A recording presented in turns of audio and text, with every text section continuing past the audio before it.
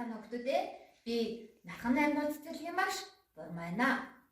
Дэлгэцэндээ альтан суугаараа хүүхдүүдээ. Гадаа юу орсон байгаа лөө хүүхдүүдээ?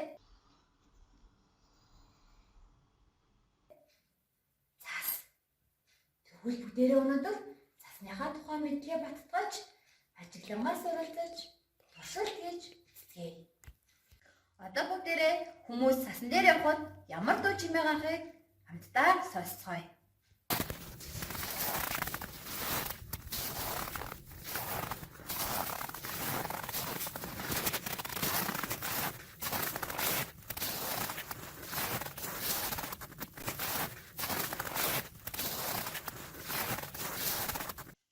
Хүмүүсийн цасан дээр явсан мөр ялгаатай байдгийг ажиглаж үзцгээе.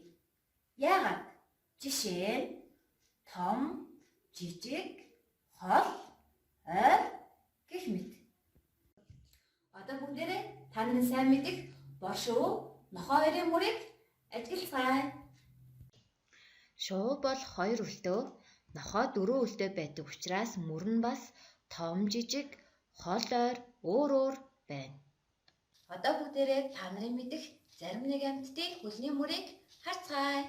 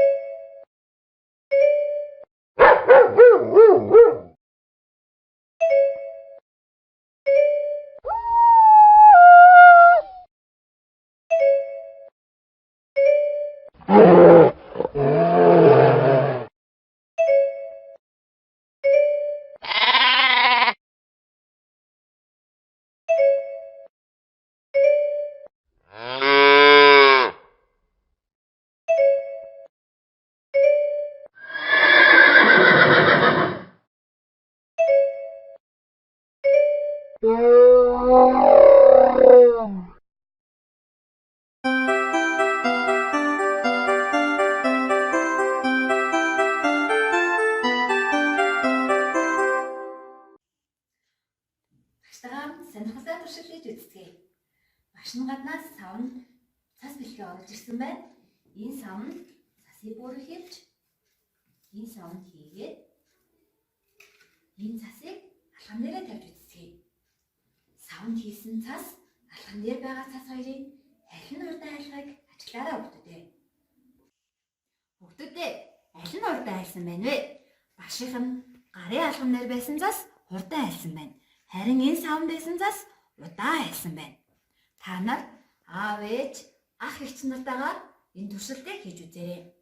Цас нь хайлж ус олдог, өнгөгүй, тунгалаг байдаг гэдгийг энэ туршилтаараа нотлоо. Өдрийн хийсэн ажиглал туршилт та нарт таалагдсан гэдэгт итгэлтэй байна. Энэ туршилтыг хүүхдүүд та нар хийж чадна. Багш нь та нарт гэрийн даалгавар өгье. Эндээр тоглох явцдаа хүн, амьтан, шуудын мөрний ялгаатай байдлыг ажиглаж харьцуулалт хийж үзээрэй. Мөн цасны хайлах үзэгдлийг туршин сонирхоорой. Багштайгаа хамтдаа цасан ширхэг дууг хамтдаа дуулаарай.